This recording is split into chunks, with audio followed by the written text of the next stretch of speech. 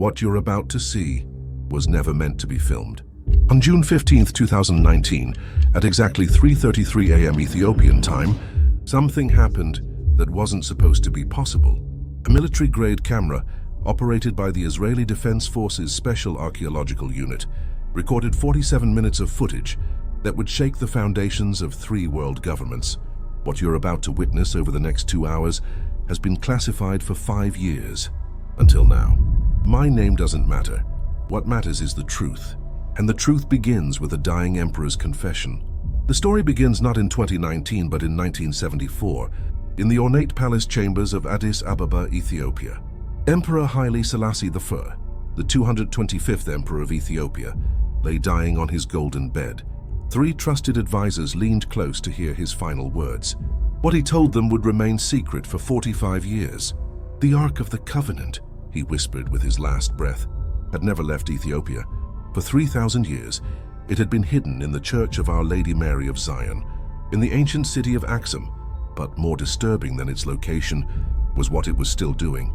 According to declassified Ethiopian military documents, designation Ethmil 740923, strange phenomena had been reported around the church for centuries. The reports, dismissed as religious hysteria by outsiders, paint a disturbing picture when viewed through modern eyes. Unexplained electrical disturbances dating back to 1674, lightning strikes on clear days, always hitting the same spot, compasses spinning wildly within 500 meters of the church, navigation instruments rendered useless, electronic devices failing systematically since their invention, radios producing only static, cameras mysteriously malfunctioning, and most disturbing, radiation readings that shouldn't exist, from a 3,000-year-old wooden box covered in gold. In 1962, a team of Soviet scientists, officially in Ethiopia to study agricultural methods, secretly took radiation measurements near the church. Their Geiger counters registered levels that defied explanation. The readings matched no known radioactive isotope. The energy signature was, in their words, impossible. But what the Guardians were hiding was far more impossible. For 3,000 years, a single bloodline has protected the Ark. Not a religious order, not a secret society, a genetic lineage. Each guardian, chosen as a child from the sacred bloodline, dedicates their entire life to one purpose, ensuring no one gets close enough to discover what we're about to reveal. The selection process itself is shrouded in mystery. The child must be male, born under specific astronomical conditions, and exhibit what the texts call the resistance. Resistance to what? The documents don't say. But we now have theories that would have seemed like madness before the events of 2019. Dr. James Harriman, former Oxford archaeologist, spent 3 years in Ethiopia in the late 1990s, officially studying ancient trade routes, unofficially trying to get close to the Ark. In 1998, he managed to interview the previous Guardian's assistant, a man who had spent 40 years in proximity to the sacred relic. The interview, recorded on analog tape to avoid interference, reveals disturbing details. Voice modulation. The Guardian told me something that haunts me. He said the Ark isn't just an artifact. It's still operational. I asked him what he meant by operational. He looked at me with eyes that had seen too much. It breathes, he said. Every 33 years it breathes. And every 33 years something happens. Something they've been documenting since 1674. The records are kept in a vault beneath the church. Written in Ge'ez, the ancient Ethiopian language. Generation after generation of Guardians adding their observations. Which brings us to 2019, the year of the 11th cycle since modern documentation began. The year 3 governments decided they couldn't wait any longer. The year they sent in a team with equipment that could finally record what happens when the Ark activates. But to understand why 2019 was different, we need to go back to another secret that's been buried for centuries. In 1936, Europe was sliding toward war. But in the Vatican, Pope Pius V had other concerns. Intelligence had reached him through the Church's ancient networks that Mussolini's forces in Ethiopia had stumbled upon something. Italian soldiers, pursuing Ethiopian resistance fighters, had attempted to enter the Church of Our Lady Mary of Zion. What happened next was classified at the highest levels. 7 soldiers entered the church perimeter. None survived. Not from bullets, not from blades. The bodies showed signs of massive cellular disruption. as if they had been exposed to an enormous energy field.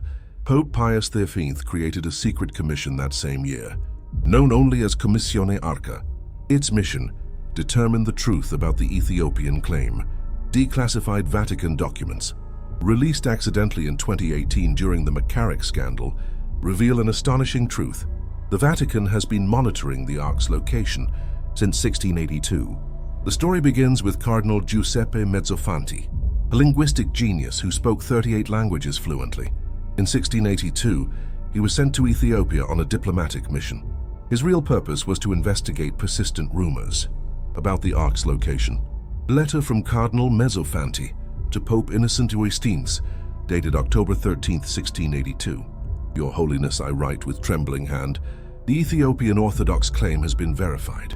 The sacred vessel remains under their protection, hidden in a chapel no European has entered. More concerning are the reports of luminous phenomena occurring in precise intervals. The guardians speak of a covenant still in effect, a divine technology that must not fall into unworthy hands. I have witnessed the lights myself, Your Holiness. They defy natural explanation. We recommend immediate establishment of permanent observation. For 337 years, the Vatican maintained a secret presence in Ethiopia. Jesuit priests posing as teachers and medical workers sent regular reports back to Rome.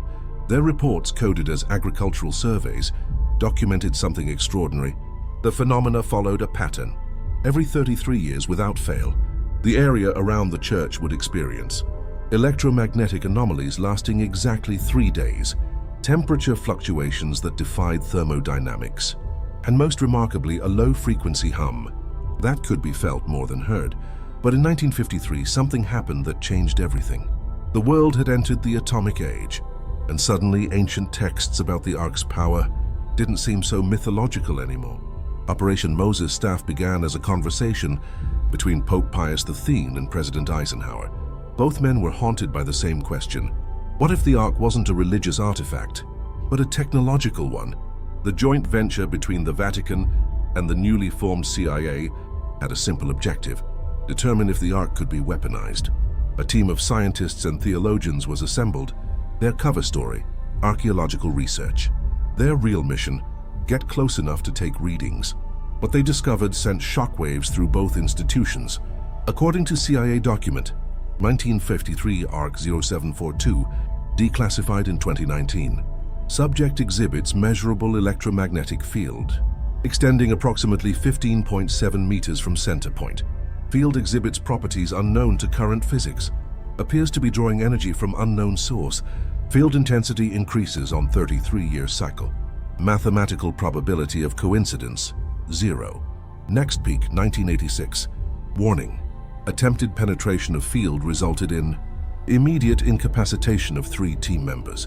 Symptoms consistent with extreme radiation exposure, but no radioactive isotopes detected. Recommendation: maintain monitoring. Do not attempt physical interaction. Classification: cosmic umbra. The report's conclusion was even more disturbing. The Ark appears to be a functional device of non-terrestrial origin, purpose unknown, threat level existential. Every world power knew. By 1960, the British, Soviets, and Chinese had all sent their own teams. All reached the same conclusion. They all had the same intelligence. And they all agreed on one thing: the world could never know that the Ark of the Covenant was not just real, but active. Their secret protocol was established. Any nation attempting to seize the Ark would face immediate retaliation from all others. Ethiopia would remain neutral ground. The Guardians would continue their ancient duty, and the world would remain ignorant, until Israel decided the secret had been kept long enough. To understand why Israel broke the protocol, we need to understand what happened in 1986. April 26, 1986, Chernobyl. The official story: reactor malfunction during a safety test. The classified files tell a different story. Soviet scientists had detected the 33-year pattern. They calculated that 1986 would be a peak year, and they had a theory about harnessing the energy. A team was sent to Ethiopia with experimental equipment. Their mission: capture and redirect the Ark's energy pulse. The equipment was then transported to Ukraine for testing at a remote facility. The test was scheduled for April 26th. The exact moment of the Ark's predicted activation We all know what happened next. The message was clear. The Ark's power was not to be trifled with, but it also confirmed something crucial. The energy was real, and it was immense. In January 2019, Israeli Prime Minister Benjamin Netanyahu called an emergency meeting of the Security Cabinet. The topic was so sensitive that all electronic devices were banned from the room. The head of Mossad presented intelligence that had taken decades to compile. The 33-year cycle wasn't random. It was a countdown, starting from the Ark's creation, approximately 3,300 years ago. There would be exactly 100 cycles. 2019 was the 100th, the final cycle. What happened after the 100th cycle?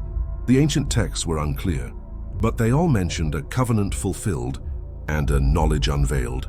Netanyahu authorized the most classified operation in the nation's history, Project Blue Ark. The objective was simple: document what happens during the 2019 activation. The execution would require technology that didn't officially exist. The IDF Special Archaeological Unit is not listed in any military directory.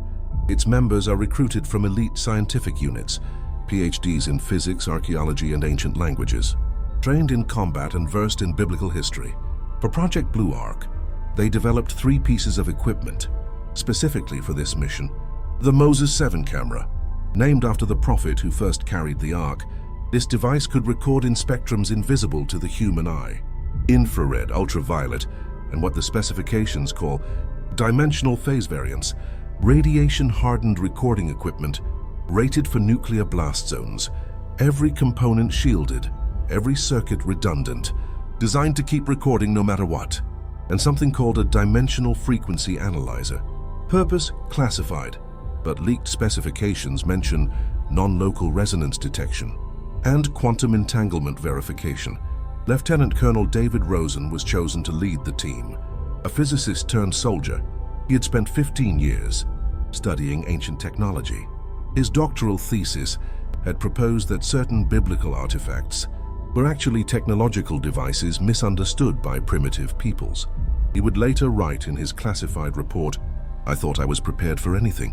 20 years of studying the impossible, but nothing could have prepared us for what we recorded.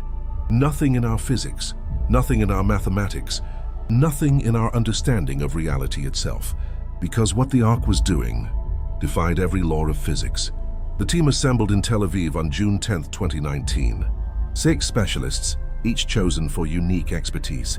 They were briefed on what little was known, shown the Vatican files, the CIA reports, the Soviet data from Chernobyl. Dr. Sarah Weinstein, the team's quantum physicist, later recalled, "The briefing room was silent when they finished. We all knew we were looking at evidence of something that shouldn't exist, but the data was undeniable. Multiple nations, multiple decades, same results." On June 14, 2019, at 11:47 p.m., the team took their positions. The Ethiopian government, through backdoor channels, had agreed to a 4-hour window. The guardians would be called away for prayer. The church would be undefended. What happened in those 4 hours would change everything. The first sign of trouble came at 12:03 a.m. Standard radio check, no response. The team had entered the church perimeter, and all communications ceased. For 4 hours, Tel Aviv waited. No signal, no word. Satellite imagery showed only darkness. At 4:15 a.m., the team emerged, all 6 members alive, but changed. Lieutenant Colonel Rosen's first words were, "We have it, God help us, we have it all." What happened in those 4 hours would result in an emergency session of the UN Security Council, conducted entirely in closed session. The Pope's mysterious illness that kept him from public view for 2 weeks. The sudden retirement of 3 heads of intelligence agencies, and a classified report that used one word, 147 times. Impossible. Within 72 hours of the recording, an unprecedented event occurred. 7 nations that had been enemies for generations formed a secret coalition. They called it Testament, the Treaty for Extraordinary Scientific Testimony and Monitoring of Existential Non-Terrestrial Threats.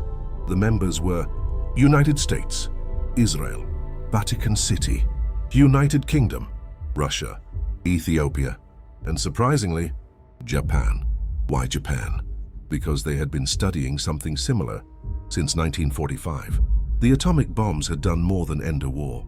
They had awakened something in the Japanese consciousness, a recognition that weapons of unimaginable power were not just possible but real. Classified documents from the Japanese Imperial Archive reveal a startling truth. After Hiroshima and Nagasaki, Emperor Hirohito ordered a secret investigation, not into American technology, but into ancient Japanese texts that describe similar weapons. The Takenouchi documents, suppressed for centuries, spoke of heaven's fire and divine thunder, wielded by the ancient gods. More disturbing were the descriptions of sacred objects, hidden in sacred mountains, objects that could split the earth and open doorways to other realms. In 1952, a team led by Dr. Yamamoto Tsunetomo made a shocking discovery. Deep beneath Mount Fuji, in a chamber that predated all known Japanese civilization, they found something. The object, which they codenamed Ame no Mihashira, Pillar of Heaven, exhibited the same properties as the Ark: electromagnetic anomalies, radiation without radioactivity, and the same 33-year cycle. Dr. Yamamoto's report drew shocking parallels between radiation signatures from atomic weapons and ancient texts describing the Ark's power. His conclusion was revolutionary. The similarity cannot be coincidence. The Ark descriptions match perfectly with contained nuclear reaction, but the Ark predates nuclear physics by 3,000 years.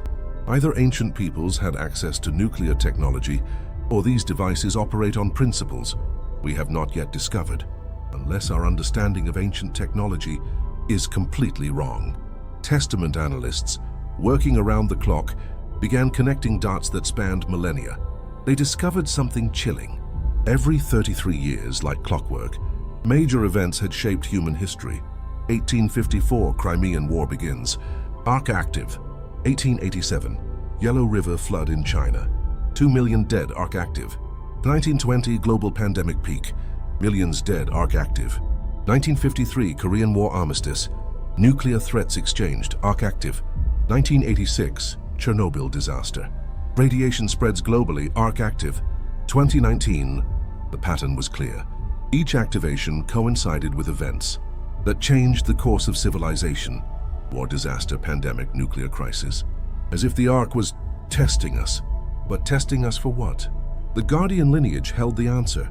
Their records, kept for 117 generations, told a story that official history had forgotten. Each Guardian maintains a journal, written in Ge'ez, the ancient Ethiopian language.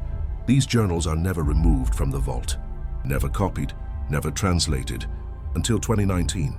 The current Guardian, breaking 3,000 years of tradition, allowed the IDF team to photograph selected pages. What they revealed defied belief. Entry dated 1789 translated, "The Ark spoke again today, as my father foretold, as his father witnessed." Back to the beginning of our line, the same frequency, the same duration. 3 minutes and 33 seconds. The light was visible through the covering, golden and terrible. I maintained distance as instructed by my father. 30 cubits, no closer. My son watches. He trembles, but he learns. He will understand when his time comes. The count continues. We are at 67. 33 more until the covenant completes. Entry dated 1953. The Americans came with instruments. They thought themselves clever. They detected what we have always known. The Ark breathes. In, out, in, out. Every 33 years, it exhales. They fled when it began, their instruments smoking and ruined. 3 men carried out, minds broken. They understood they were not meant to harness this, only to witness, only to wait. The count is at 91.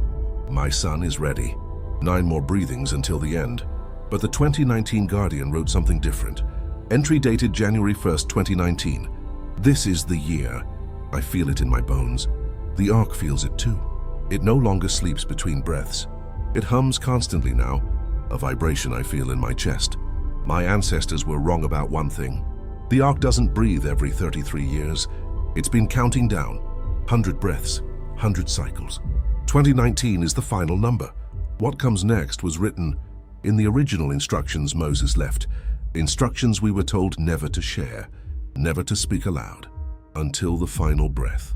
The covenant will complete, the seal will break, and humanity will receive what was promised, ready or not. June 15th, 3 House AM. The IDF team began their approach.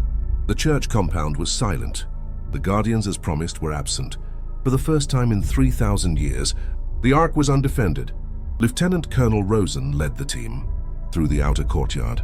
Their equipment, state-of-the-art, began registering anomalies immediately.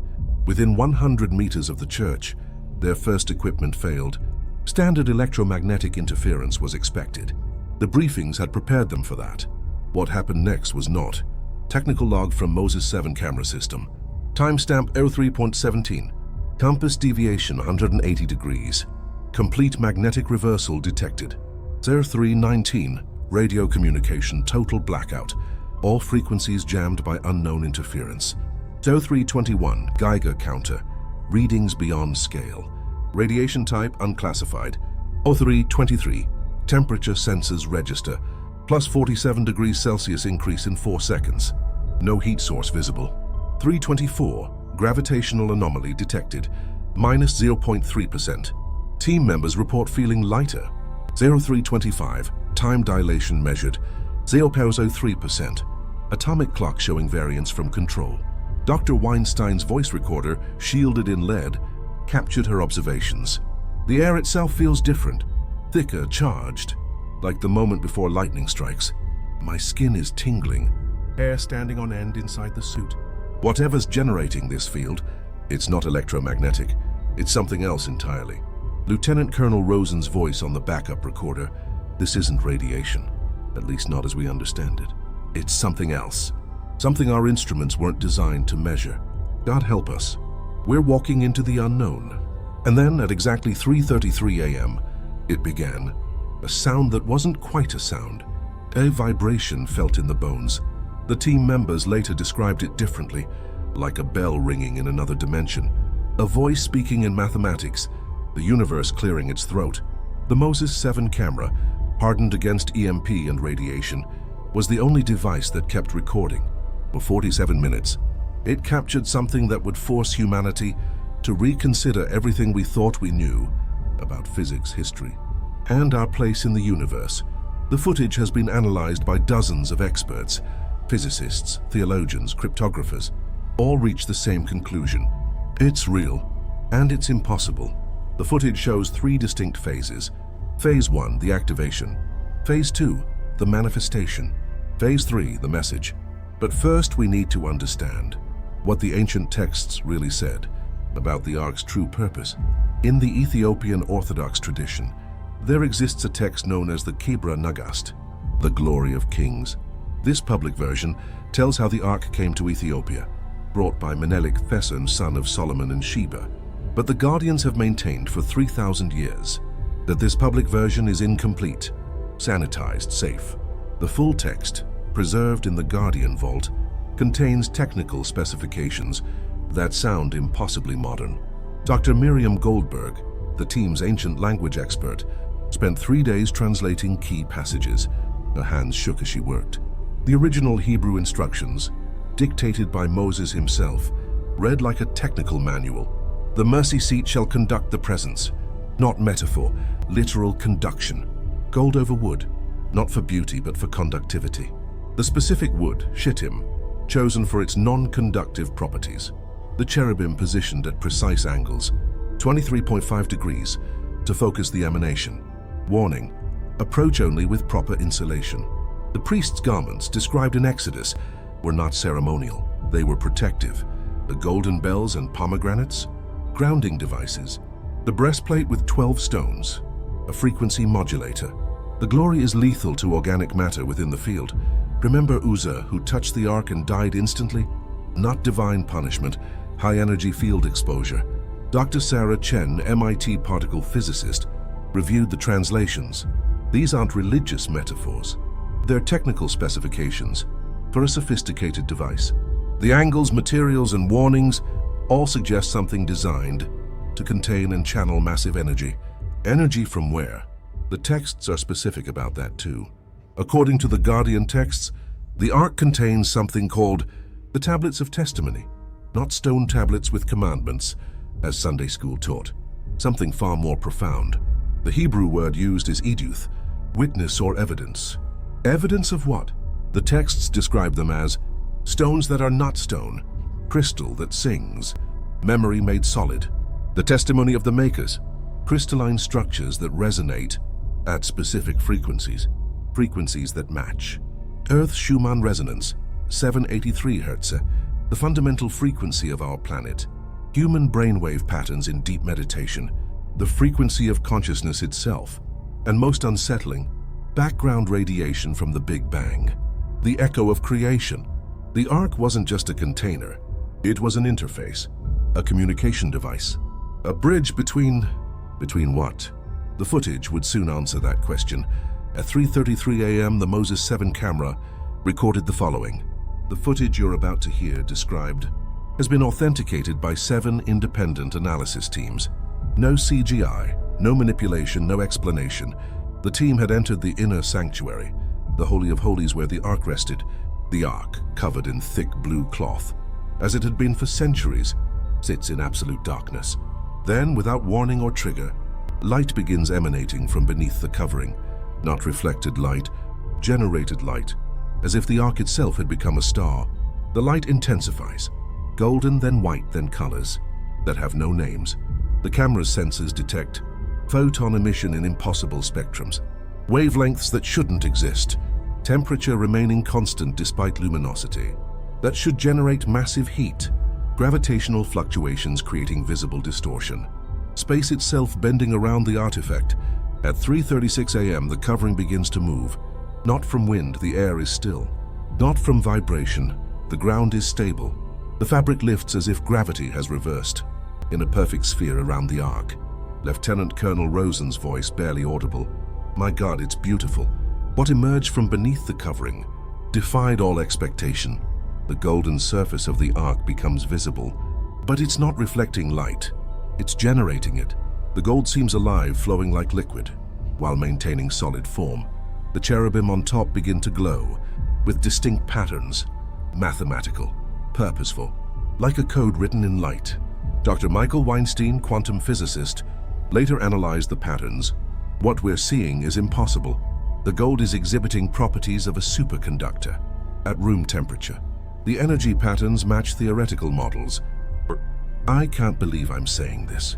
Dimensional interfaces, points where our reality touches something else. At 3:44 a.m., the impossible happens. The space between the cherubim wings begins to shimmer, not like heat distortion, like reality itself becoming fluid. The camera captures what can only be described as a tear in the fabric of space. Through this opening, for exactly 3 minutes and 33 seconds, something is visible. The team members who witnessed it have never been the same. Dr. Goldberg required psychiatric treatment. 2 others resigned from military service. All describe the same thing. A vast intelligence looking back. Mathematics become conscious. The face of the infinite. What the camera recorded was more concrete. Mathematical equations begin appearing in the air. Not projections. Not holograms.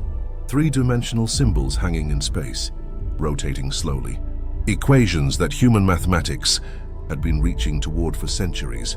The unified field theory Einstein died searching for. The source of dark energy that comprises 68% of the universe.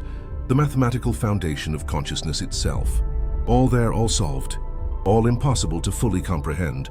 The equations were later analyzed by teams at UWI, CERN, MIT, and Cambridge. Their conclusion was unanimous. The mathematics is consistent. The solutions are elegant, and they overturn everything. Reality is not what we thought. Consciousness is not a byproduct of matter. That's the other way around. We are living in a created system, and the creators left their signature. But that wasn't the most shocking revelation. As the equations rotated in space, they began to form patterns. Images, maps, star charts showing our location in relation to other inhabited systems. We are not alone. We never were.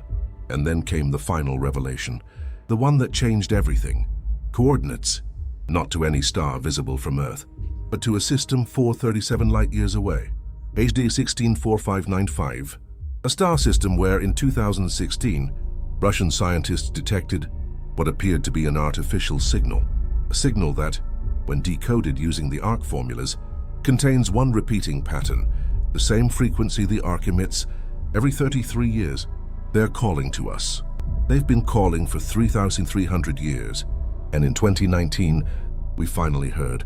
The implications cascade through every field. Archaeology. If the Ark is real and operational, what other myths are actually history? Physics. If consciousness creates reality, not the reverse, then mind over matter isn't metaphor. Religion. If we have proof of higher intelligence, of creation, of purpose, what happens to faith? And most profound, human identity. If we were created, if we have a purpose, if we're being called, who are we? And what are we supposed to become? Testament analysts, working with the Guardian journals and historical records, uncovered the truth. The 33-year cycle wasn't random. It was a countdown, starting from the Ark's creation 300 years ago, 100 cycles of 33 years, a precise timer. Ending in 2019, the original instructions Moses received included a warning. After 100 generations of 33 years, the covenant completes. The knowledge sealed within shall be released. Humanity will be judged ready or not. If ready, evolution. If not, the text doesn't complete the thought. The Ark wasn't just a religious artifact. It was a time-locked repository of advanced knowledge, set to activate when humanity reached a specific technological threshold. What triggered the final activation? Testament scientists believe it was our development of quantum computing, allowing us to process the mathematics, CRISPR gene editing, giving us power over our own evolution, artificial intelligence, creating new forms of consciousness, gravitational wave detection, sensing the fabric of space-time itself. We had finally developed the tools to understand what the Ark was trying to teach us. The 47-minute activation was Earth's final exam, and we passed. Barely. The equations captured during the event contained energy generation without fuel, solving climate change overnight, medical procedures to eliminate genetic diseases, ending suffering at its source, faster-than-light communication principles, connecting us to galactic civilization, and most profound, the mathematical framework for consciousness transfer. Death becomes optional. Bodies become vessels. We become, what? 3 millennia of waiting, 100 cycles of preparation, all for this moment when humanity would receive the next phase of our development. So why aren't we celebrating? Why isn't this on every news channel? Why are you hearing this from me in shadows and whispers?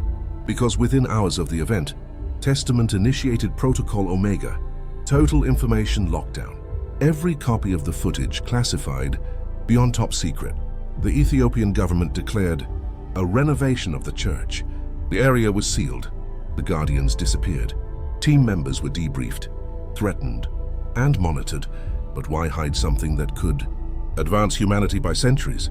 Admiral James Morrison, former Joint Chiefs member, leaked the following before his death. They had war games, scenarios, projections. What happens when you tell 8 billion people that everything they believed is wrong? That death isn't final? That poverty is a choice? That we've been living in artificial scarcity? Imagine if tomorrow, free energy was possible. No more oil, no more power grids, no more control through resource scarcity. Every power structure on Earth would collapse overnight.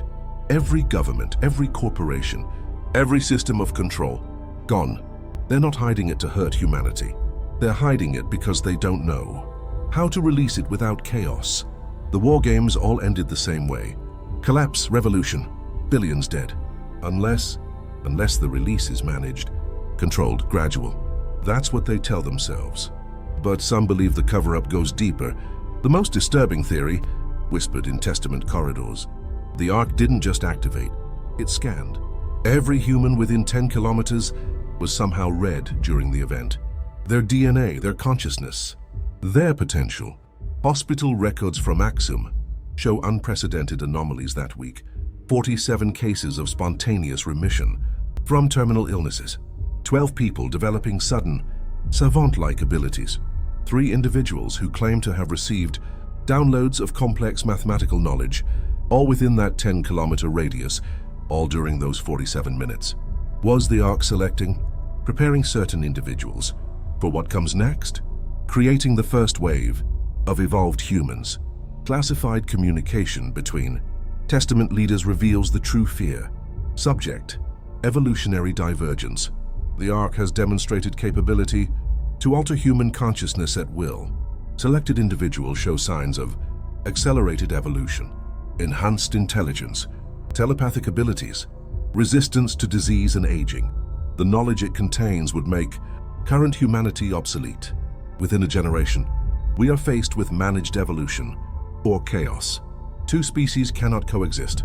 History shows what happens when Homo sapiens met Neanderthals. God help us make the right choice. They're not just hiding ancient technology. They're hiding the blueprint for the next stage of human evolution. And they're deciding who gets to evolve. You're watching this because the wall of secrecy is cracking. Conscience-driven insiders from multiple governments have decided humanity deserves the truth.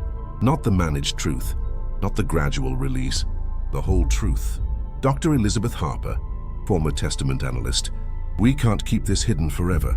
The Ark's activation was just the beginning. It's still active, still transmitting, and more people are beginning to receive the signal. Dreams containing equations, children born with impossible knowledge, meditation leading to breakthroughs. The evolution has already begun. We can't stop it. We can only choose to help or hinder." Intelligence sources report unprecedented activity around Axum. Satellite imagery shows construction of unknown purpose, massive underground facilities, power generation beyond any known need, preparations for something. The Ethiopian government has quietly evacuated a 5-kilometer radius. Families relocated, records erased, as if they're expecting what? The Guardian's final message, delivered through intermediaries. The first activation was the download. Humanity received the knowledge. The second will be the upload. Humanity's response will be transmitted back. The covenant works both ways. They gave, now we must give. What we have learned, what we have become, whether we are ready. Estimated date for second activation, December 23rd, 2025. Winter solstice. When Earth's axis creates maximum dimensional alignment. 18 months from now, so 18 months to prepare our answer. 18 months to evolve, 18 months to decide who we want to be. But there's something else they're not telling you. The Ark in Ethiopia isn't alone. Testament documents, leaked by conscience, reference. The Japanese divine container, hidden beneath Mount Fuji, active since 1945, growing stronger, the throne of the gods, in the Himalayan Black Zone. Tibetan monks have guarded it for 1,000 years. The star vessel, supposedly held in Area 51, recovered from where, when, and 3 others, locations still classified. 7 devices, 7 locations, 7 keys, all activating in sequence, all connected, all waiting. Ethiopia was just the first, the test run, the wake-up call. When all 7 activate together, the texts are clear.